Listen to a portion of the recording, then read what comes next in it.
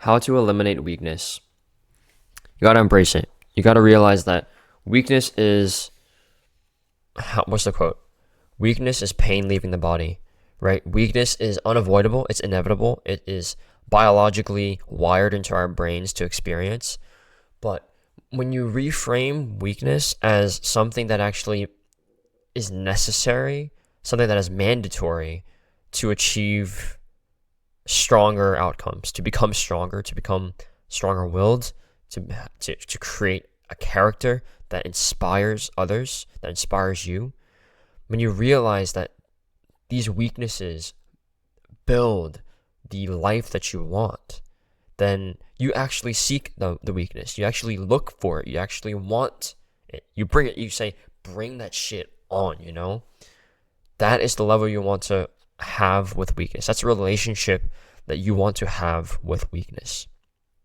And so the first principle is to embrace it because it will make you better. I mean, that's very cliche to say that, oh yeah, bro, just embrace your weaknesses. Just embrace what scares you. Embrace your fears. We all hear the platitudes, but who actually lives up to it?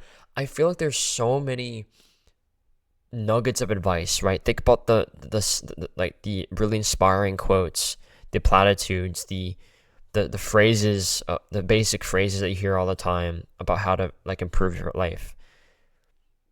When you really dig into it, the advice within those, the advice that within those nuggets of, there's a lot of truth in those phrases. There's a lot of truth that people try to run away from, right? People just like push it away. They just push it to the side because it's such a basic phrase.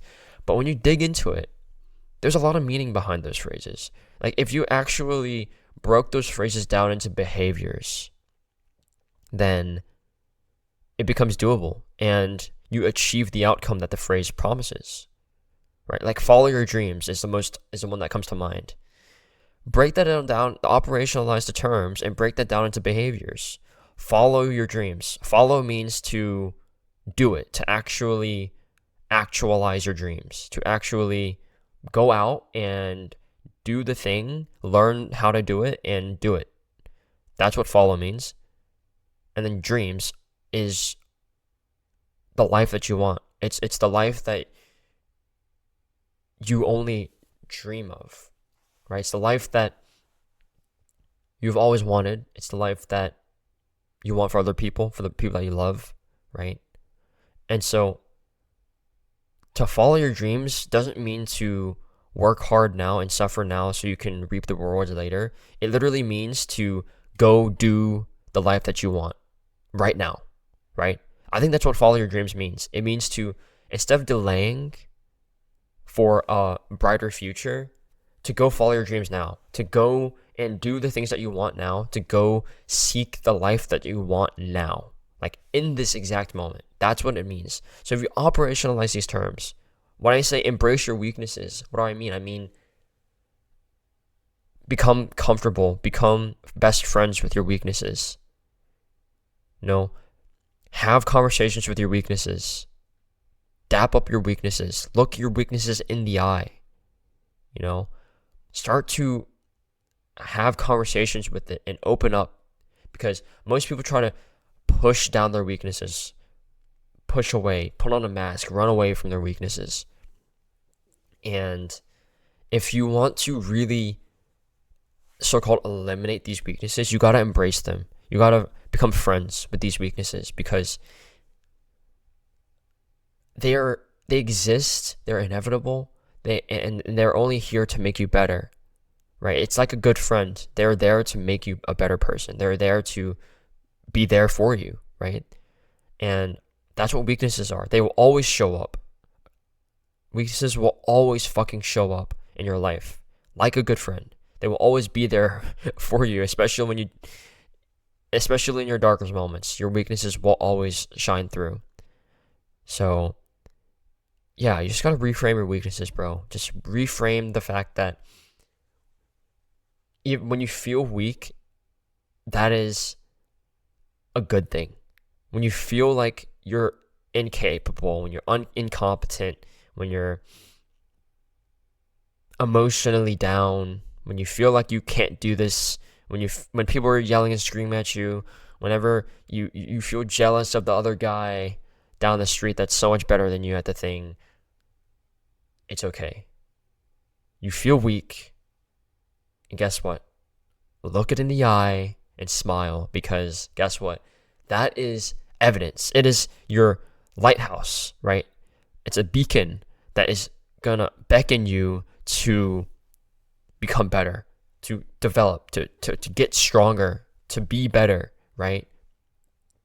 And the cool thing about running towards or sailing towards the lighthouse, following this North Star of embracing weakness as an opportunity to get better, is that you create this stack of proof, this vault, right, of evidence that proves that you are capable of what you say you are, right? It creates this vault of evidence that you can use down the line to tell yourself that, oh, I can do this hard thing because I've already overcome this other hard thing, right? Think about the gym, right? If you hit a new max PR on bench, then you have this stack of evidence to prove that, okay, I can lift this much weight. And so in your next bench session, you can up the weight on your regular 5x5, right? You can, because you now have evidence to prove that you're capable of lifting more than you thought you could. And so that's the idea behind progressive overload, right? It's progressive overload is literally about embracing weakness and overcoming it until you get stronger. That's literally the premise of progressive overload. It's about realizing that you are weak, that you're not strong, you're not at the level that you want to be, but you will get there through making small steps, small incremental amounts of progress. And you'll overload it to the point where the weakness becomes a strength.